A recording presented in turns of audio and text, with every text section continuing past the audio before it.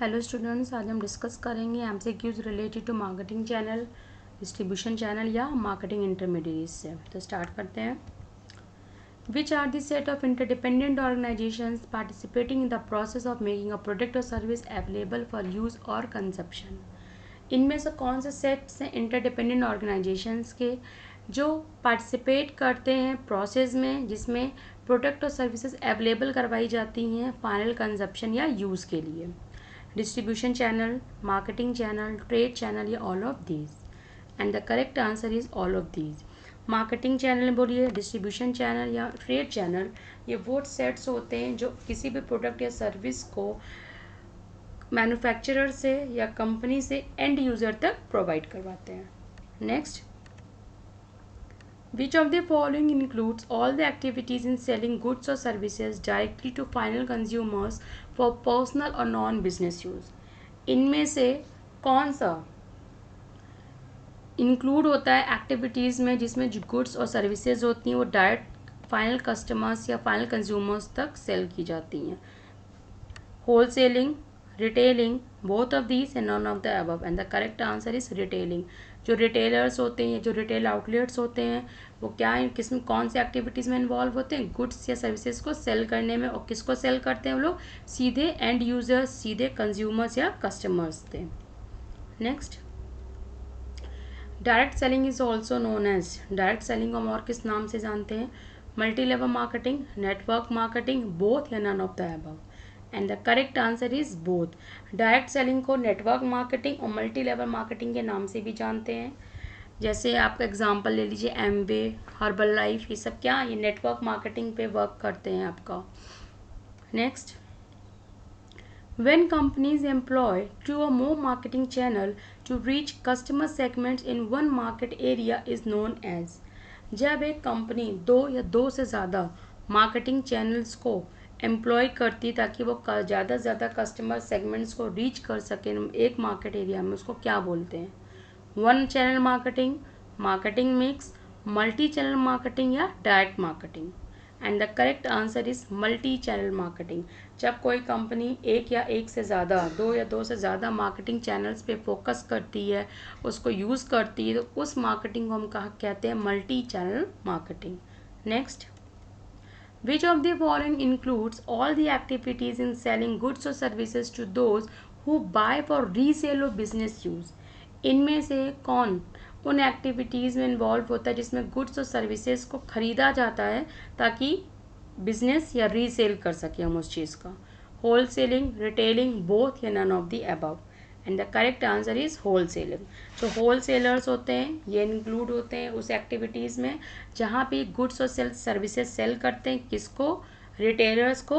और रिटेलर्स क्या करते हैं? उसको रीसेल करते हैं या आगे उससे बिजनेस करते हैं, कस्टमर्स को बेचते हैं सामान। तो होलसेलर्स इसका आंसर होगा।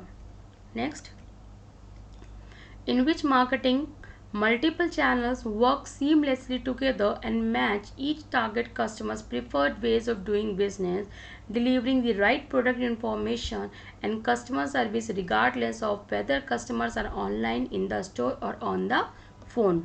किस मार्केटिंग में मल्टीपल चैनल्स जो होते हैं वो एक साथ वर्क करते हैं ताकि वो कस्टमर्स को टारगेट कर सके, मैच कर सके, उनको प्रोडक्ट की सही इन्फॉर्मेशन प्रोवाइड करवा सके, कस्टमर सर्विस दे सके। इससे मतलब नहीं है कि कस्टमर ऑनलाइन है, कि स्टोर में सामान ले रहा है या फ़ोन से सामान ले रहा है। तो ऐसा किस मार्केटिंग चैनल में होता है?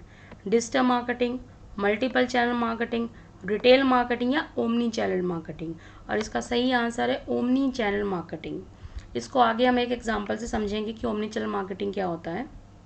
Next, intermediaries which buy, take title to and resell the merchandise they are called।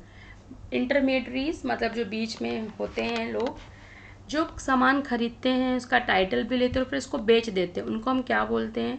Wholesalers, retailers, both या none of the above. And the correct answer is both. इनको हम मर्चेंट्स भी बोलते हैं। होलसेलर और रिटेलर्स दोनों ही क्या करते हैं? होलसेलर कंपनी से सामान खरीदता है, रिटेलर होलसेलर से खरीदता है, दोनों ही सामान खरीदते हैं और आगे जाके बेच देते हैं।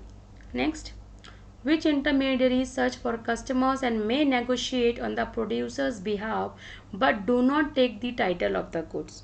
कौन सा इंटरमीडियरी इसमें, इंटरमीडियरीज का मतलब होता है होलसेलर और रिटेलर्स, कस्टमर्स के बीच में जो चेन होती है उसमें जो बाकी लोग आते हैं उनको इंटरमीडियरीज बोलते हैं हम लोग। तो जो इंटरमीडियरीज होते हैं जो कस्टमर्स ढूंढते हैं, प्रोड्यूसर्स के बिहाफ पे नेगोशिएट भी करते हैं, बार्गेनिंग भी करते हैं कस्टमर्स के साथ में, लेकिन टाइटल नहीं लेते हैं गुड्स का। इनको हम क्या बोलते हैं? Agents, brokers, manufacturer representatives, all of the above. And the correct answer is all of the above. For example real estate, real estates में क्या होते हैं? एजेंट्स होते हैं, ब्रोकर्स होते हैं जो कस्टमर से नेगोशिएट करते हैं, बात करते हैं प्रोड्यूसर्स के बिहाफ में, मैन्युफैक्चरर्स के बिहाफ पे, लेकिन टाइटल नहीं लेते हैं गुड्स का। तो ऐसे इंटरमीडियरीज को, ऐसे बीच वाले जो लोग होते हैं इनको हम क्या बोलते हैं? इनको हम बोलते हैं एजेंट्स, इनको हम ब्रोकर्स भी बोलते हैं और इनको हम मैन्युफैक्चरर्स का रिप्रेजेंटेटिव भी बोलते हैं। Next, when intermediaries assist in the distribution process but neither take title to goods nor negotiate purchase or sales, they are called। जब इंटरमीडियरीज डिस्ट्रीब्यूशन प्रोसेस में तो होते हैं लेकिन ना तो वो टाइटल लेते हैं, ना वो नेगोशिएट करते हैं कस्टमर से, ना सामान बेचते हैं, उन इंटरमीडियरीज को हम लोग क्या बोलते हैं? मर्चेंट्स, फैसिलिटेटर्स, एजेंट्स या brokers. And the correct answer is facilitators. Facilitators कौन होते हैं? जो डिस्ट्रीब्यूशन प्रोसेस में तो होते हैं। फॉर एग्जांपल बैंक, ना वो टाइटल लेते हैं, ना वो जाके कस्टमर से परचेज करते हैं, नेगोशिएट करते हैं, बार्गेनिंग करते हैं, ना वो सामान को बेचते हैं। ऐसे इनको हम बोलते हैं facilitators. Next, manufacturers using advertisement, promotion and other form of communication to persuade consumers to demand the product from intermediaries, thus introducing the intermediaries to order. It is known as which strategy of marketing intermediaries? Marketing में जब marketing intermediaries मतलब wholesaler, retailer, agents, ये intermediaries हैं, किस में जो manufacturers होता है वो एडवर्टीजमेंट्स यूज़ करता है, अपने प्रोडक्ट का प्रमोशन करता है और भी तरह तरह के कम्युनिकेशंस के फॉर्म्स यूज़ करता है ताकि कंज्यूमर्स जो हैं वो इंटरमीडियरी से उसके प्रोडक्ट को आके मांगे। कस्टमर रिटेलर से जाके मांगे कि हमको सामान दो, रिटेलर होलसेलर से आके मांगे हमको सामान दो बेचने के लिए। इस स्ट्रैटेजी को हम क्या बोलते हैं?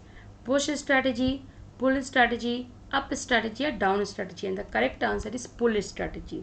पुल स्ट्रैटेजी वो स्ट्रैटेजी होती है जिसमें जो एक कंपनी होती है वो अपने प्रोडक्ट का ज़ोर शोर से प्रमोशन करती है, एडवर्टीज़मेंट करती है, वर्ड ऑफ माउथ, सारे चीज़ें यूज़ करती हैं, टूल्स यूज़ करती हैं, इतना ज़्यादा प्रमोशन करती है कि जो कस्टमर्स होते हैं वो उसके प्रोडक्ट को लेके अवेयर होते हैं और ख़ुद जाके शॉप पे ऑनलाइन जाके इंटरमीडियरीज, होलसेल रिटेलर से परचेज करते हैं। तो इस स्ट्रैटेजी को कहते हैं पुल स्ट्रैटेजी, क्योंकि कस्टमर्स की तरफ से डिमांड क्या हो रही है?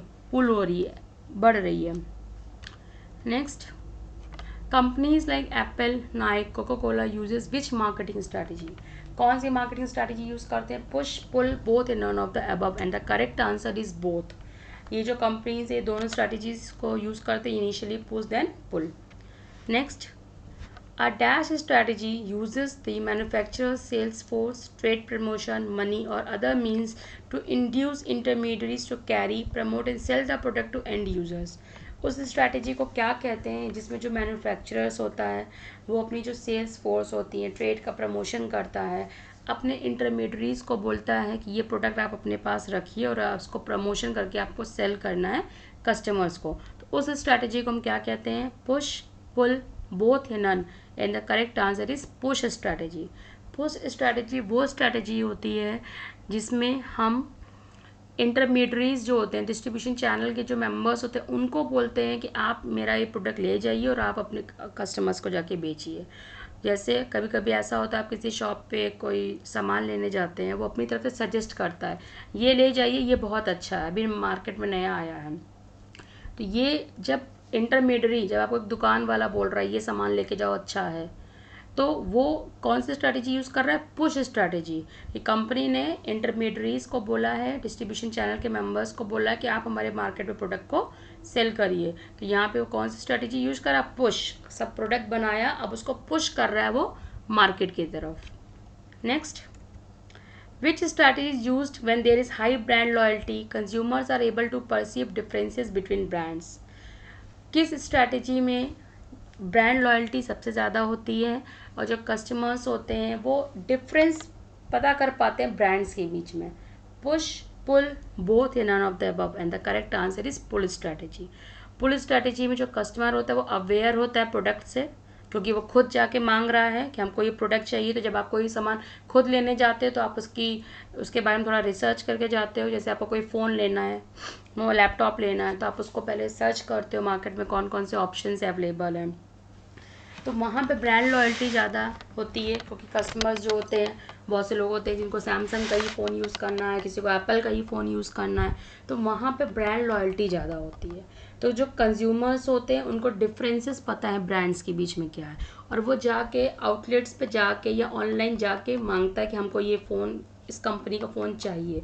तो ये स्ट्रैटेजी कौन सी हुई? पुल स्ट्रैटेजी हुई. Next, Disney sell its video through multiple channels like Netflix, Redbox, Disney stores, retail stores like Best Buy, online retailers like Amazon and Disney online stores, and the Disney Club and other catalog sellers. Which of the following term best represent this practice?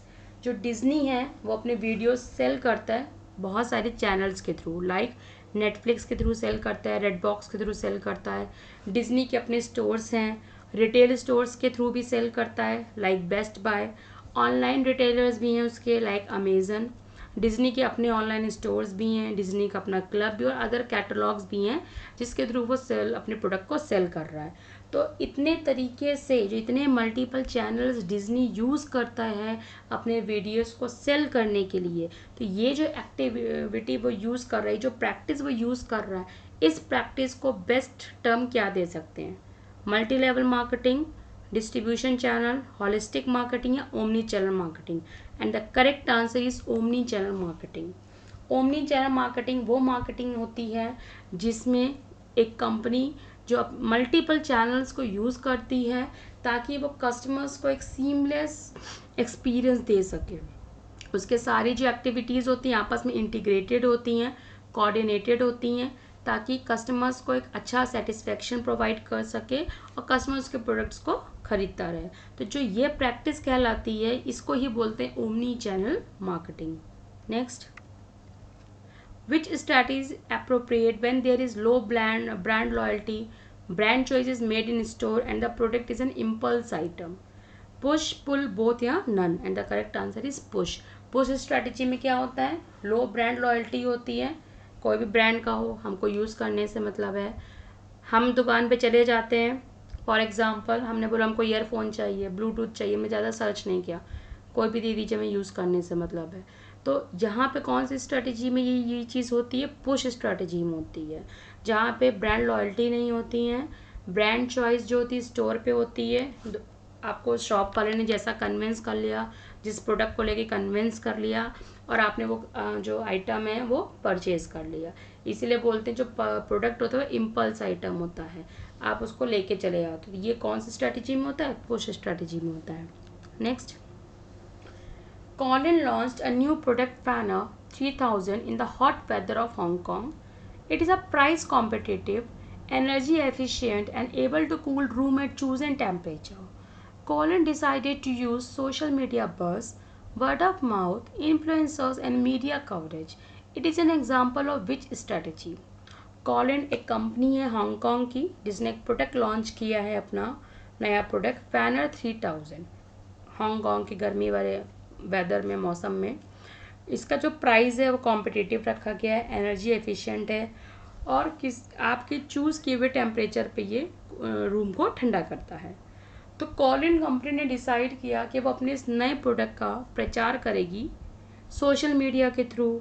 Word of mouth होता है कि हमको कोई चीज़ पसंद आई, हमने दूसरे को आपको बताया वो चीज़ लो अच्छी है, वो चीज़ मत लेना बुरी है.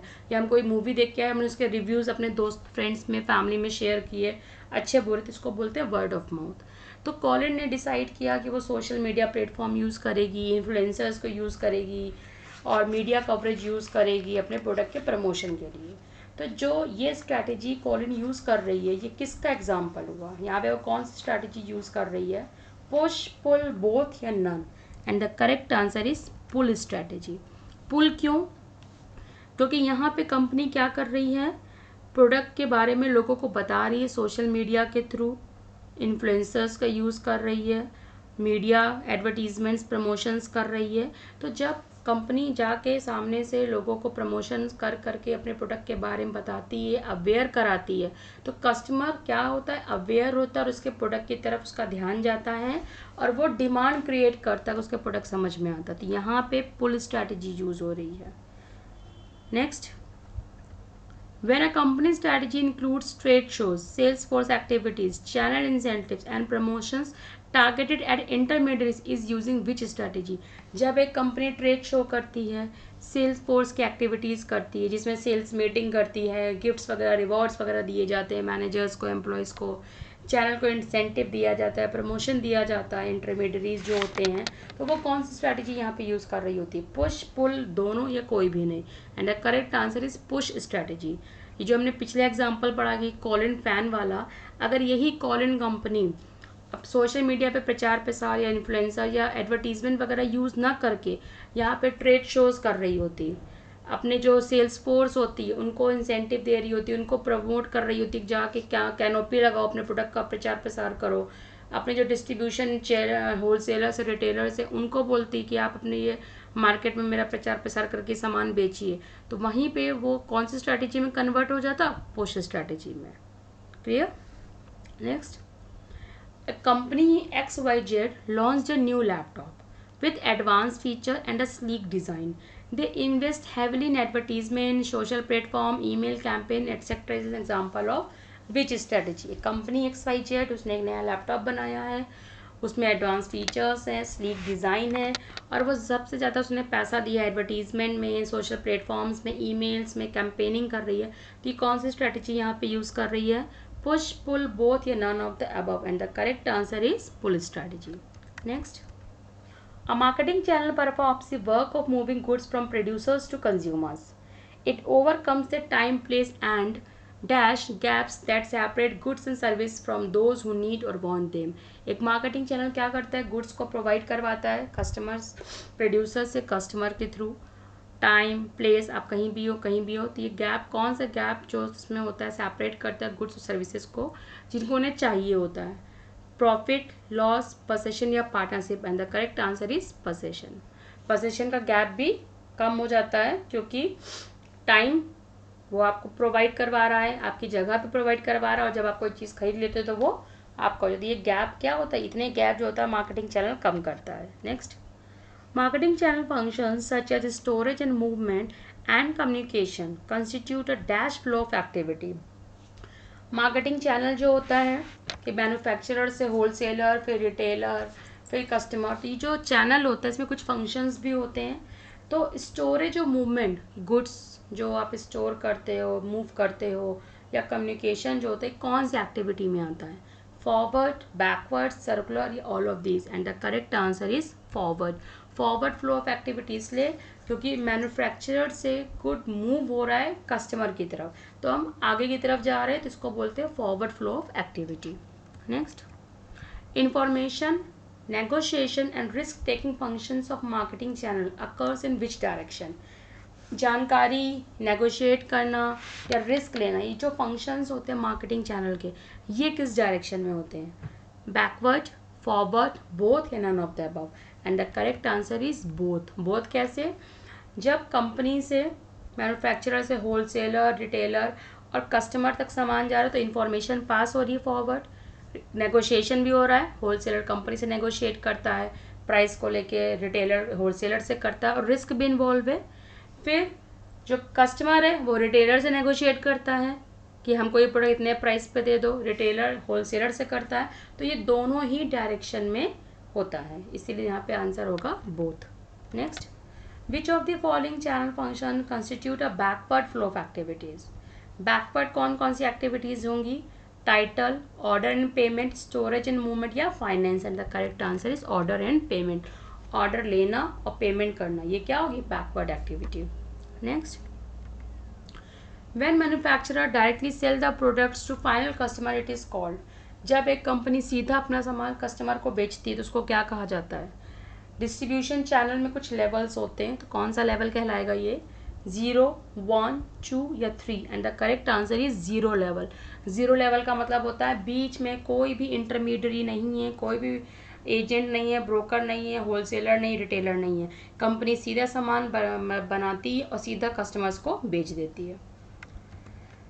Next is zero level channel is also known as, zero level को हम दूसरे किस नाम से भी जानते हैं? Indirect marketing channel, direct marketing channel, intermediaries and none of the above, and the correct answer is direct marketing channel.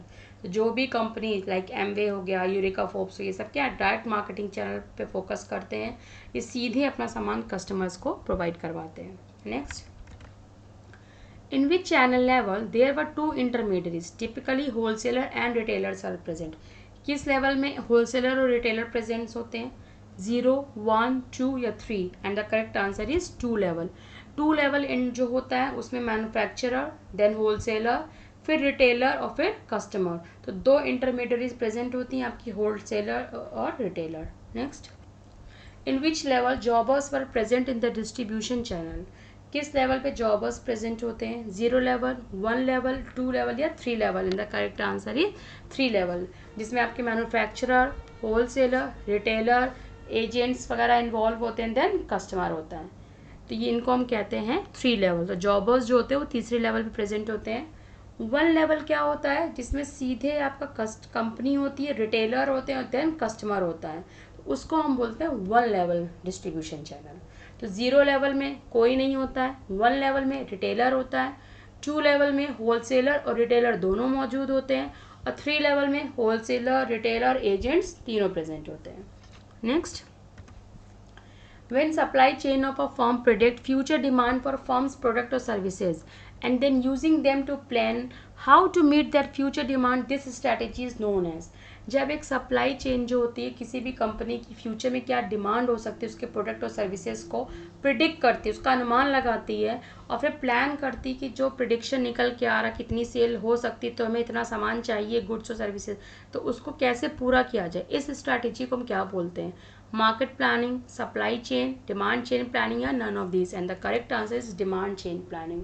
Demand chain planning जो होती है उसमें सप्लाई चेन का पार्ट होता है, जिसमें जो फर्म होती है उसके फ्यूचर में क्या डिमांड्स हो सकते हैं उसके प्रोडक्ट और सर्विसेज को, उसको प्रिडिक्ट किया जाता है और फिर उसको पूरा करने की कोशिश की जाती है। Next, ABC Limited sells products via telemarketing, home parties and mail order. It is using which type of marketing channel? एक कंपनी है ABC Limited, वो अपने प्रोडक्ट को बेचती है टेली मार्केटिंग के थ्रू। टेली मार्केटिंग मतलब फ़ोन के थ्रू मार्केटिंग करना, फ़ोन पे सामान को बेचना। होम पार्टी या जैसे आप फ़ोन करके आप लोग ऑर्डर प्लेस करते हो, नाप तोल वगैरह होता है जो। होम पार्टीज़ जो घर में पार्टीज़ होती है वहाँ पे अपने प्रोडक्ट सेल करना, मेल्स के थ्रू अपना प्रोडक्ट सेल करना। तो वो कौन सा मार्केटिंग चैनल यूज़ कर रही है? Indirect marketing channel, direct marketing channel, 2 level channel या 1 level channel, and the correct answer is direct marketing channel, क्योंकि यहाँ पे सीधे कस्टमर्स को अप्रोच किया जाता है। फॉर एग्जांपल टपरवेयर, टपरवेयर आपकी क्या है? होम पार्टीज़ में जाके अपना प्रोडक्ट सेल करती है, तो सीधे कस्टमर्स को सेल कर रही है। तो ये जो कंपनी है, ये जो टेली मार्केटिंग या होम पार्टी या मेल ऑर्डर के थ्रू जो कंपनी सेल करते हैं, तो हम सीधे कस्टमर्स को सेल करते हैं, इसलिए इसको डायरेक्ट मार्केटिंग चैनल कहा जाता है। Next, to design a marketing channel system a marketer should analyse. एक मार्केटिंग चैनल सिस्टम को बनाने के लिए एक मार्केटर को क्या क्या एनालाइज करना चाहिए? कस्टमर की need and want, establish channel objective and constraint, identify major channel alternatives, all of these, and the correct answer is all of these। एक मार्केटर को पता होना चाहिए कस्टमर को क्या चाहिए। हम जो चैनल बना रहे हैं, डिस्ट्रीब्यूशन चैनल बना रहे हैं, जो रिटेलर, होलसेलर, किसको हमें इन्वॉल्व करना है, एजेंट्स को करना है कि नहीं करना है, तो जो भी चैनल हम बना रहे हैं उसका ऑब्जेक्टिव क्या है, क्या क्या कंस्ट्रेंट है, कमियां हैं, रुकावटें आ सकती हैं, और क्या क्या अल्टरनेटिव्स प्रेजेंट है, ये सारी चीज़ों को ध्यान में रख के हमें मार्केटिंग चैनल सिस्टम बनाना चाहिए। And the last question is the benefit of marketing channels. ये जो डिस्ट्रीब्यूशन चैनल्स होते हैं, मार्केटिंग चैनल्स होते हैं, इनका बेनिफिट क्या होता है? Cost saving, time saving, brand awareness, all of this, and the correct answer is all of this. Marketing channel जो होते हैं कॉस्ट भी बचाते हैं, टाइम भी बचाते हैं, कंपनी के ब्रांड्स को भी अवेयर करवाते हैं लोगों को, और ये जो भी आपका बेनिफिट्स होता है ये सारी चीज़ें आती हैं आपके मार्केटिंग चैनल्स में। तो मार्केटिंग चैनल के अंदर सारे बेनिफिट्स आएंगे। इतने एमसीक्यूज़ हमने डिस्कस किए डिस्ट्रीब्यूशन चैनल पे। बाकी एमसीक्यूज़ इस टॉपिक से रिलेटेड हम डिस्कस करेंगे अपने नेक्स्ट वीडियो पे। Keep watching, thank you.